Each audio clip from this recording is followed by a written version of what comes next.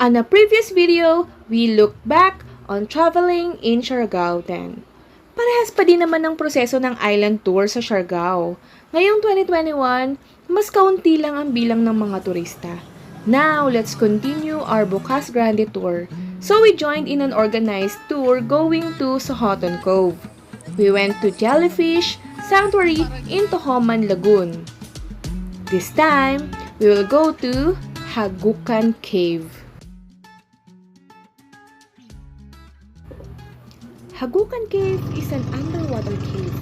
Kailangang mag-dive papasok sa loob for about 5 seconds lang naman.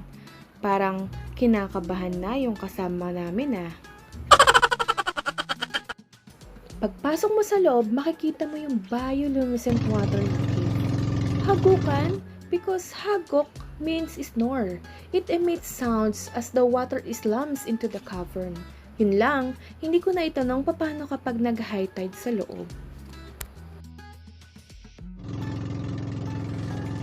Next is Magkukuob Cave. This is a diving cave. Sabi nga ni Kuya Richard, papasok ka sa cave na may tubig hanggang bewang at may makikita kang mga rock formations. Pero ang twist, ang daan para makalabas sa cave ay tatalon sa cliff towers. No way. Jumping is not my game. Sorry. Only Edlin accepted the challenge. Paano nga ulit tumalon, Eds? Parang pag naka-life vest ka, yung talbog mo, ang sakit. Eh pag wala, didiretso ka pababa. Ano lang, pikit ka lang. Tapos hinga. Hinga kasi, aangat ka rin naman eh. Hindi ka naman. Noted, Edlin. No life vest at pag tumalon, pikit lang. A few moments later.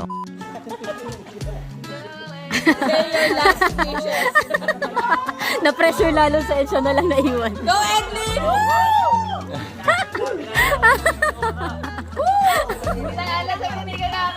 More moments later. Kaya today?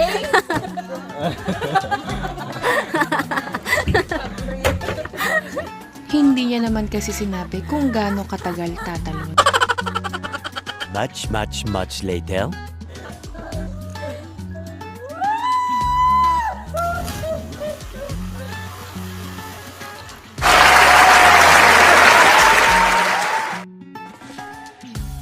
Nice one, Edlin! Papalik na kami sa reception area for our buffet lunch. Dinaanan namin yung entry point kanina ng Sohoton Cove na kung saan maraming stalactites kaya kailangan ng helmet for our safety.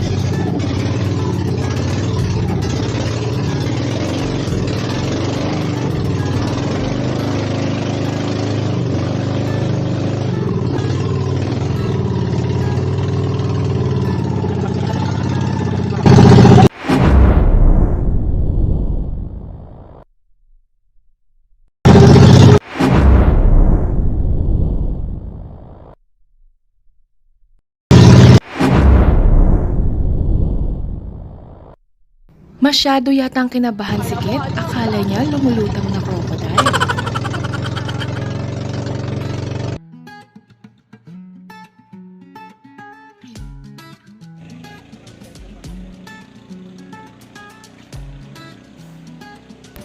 After few plates of buttered shrimp, crabs, liempo, extra rice, and watermelon, we get to rest a little and continue the afternoon tour. Next stop is Pulitas and Crystal Cave. Hindi talaga mauubusan ng natural attractions itong BUCAS GRANDE. White sand beaches, limestones, islets, hidden coves, inland lakes, colorful underwater scenery at balita ko may waterfalls din dito. Apart from those, it also offers spelunking on 2 of its caves that meet on the same opening.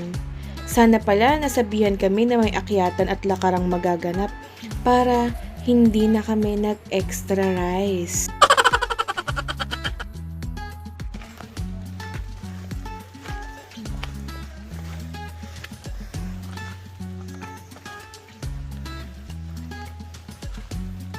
Sabi ng aming tour guide, it is called Crystal Cave due to its shining stalactites and stalagmites and columns na parang may mga dotted crystals. It has a big chambers kaya madali lang mag-trek sa loob. Yung Pulitas Cave na katabi ng Crystal Cave have pellet-like shape created by droplets from tiny stalactites and pinaniniwala ang nabuo ang mga ito thousands of years ago. Kayo na mag-imagine kung anong kahawig nito. Yun lang, hindi na namin napasukan yung Pulitas Cave dahil masyadong makipot ang daan na to. Next point is Tiktikan Lake. It's another cove with a beautiful lagoon. Meron itong wooden dock that serves as a jump-off point going to lake and meron ding diving board. Pero dito kami nagstay sa sliding area.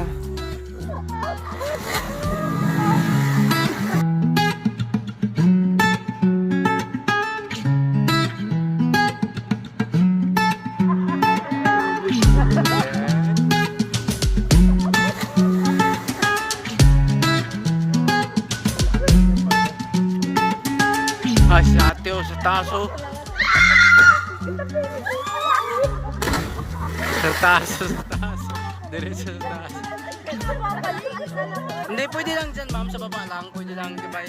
Hawak-hawak lang dyan na. Pwede dyan na, guys.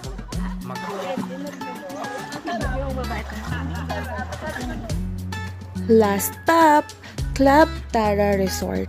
After a few minutes of boat travel, nakita na namin itong magagandang structures ng resort. It has a beautiful combination of hills, rock formations, clear waters, tapos mas pinaganda pa ng mga makulay at maayos na layout ng resort. Sa wakas, na-explore na din natin ang isa sa magagandang isla ng Pilipinas. Natapos na kami mag-Socoton at Bucas Grande. Nandito kami ngayon sa Socorro para sa isa na namang bangka pabalik ng General Luna. So dito daw yung daan. Community. Ayan ang mga bangka. Ayun yung sinakyan namin kanina ng Socorro. Nakakahilo dahil sobrang maalam.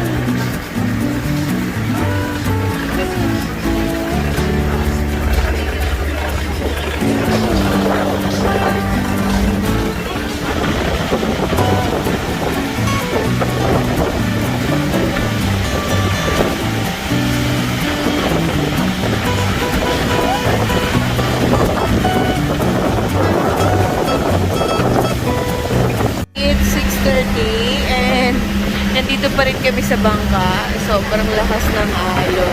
Grabe. Inabot na kami ng gabi. Hindi, kahit pa paano may ilaw. Makakabukas lang nila ng ilaw ng bangka. Tulog na yung bangka. Eh, gising na pala sila. And then, sa taas, kanina nung walang ilaw. At daming stars. Hindi lang siguro nakapicture na yan ng daming stars. And it's a different kind of experience for us na makapag-travel, makapag-boating na more than 2 hours. Kasi we left Socorro ng before 5 p.m. and it's 6:30 p.m. So 1.5 hour going to the rest of Manila.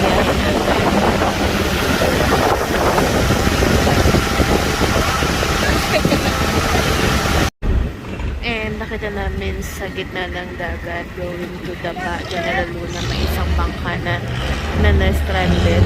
Parang naubusan ng crudo, I think. Mga kasabay namin yan na nag-island hopping. Ginabi na rin sila. Sana naging okay sila.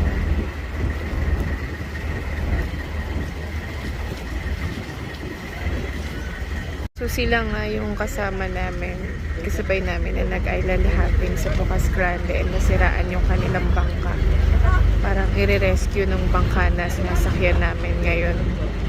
Yung ano nila, pag hindi gumana yung makina. Okay na daw. Okay. Okay na.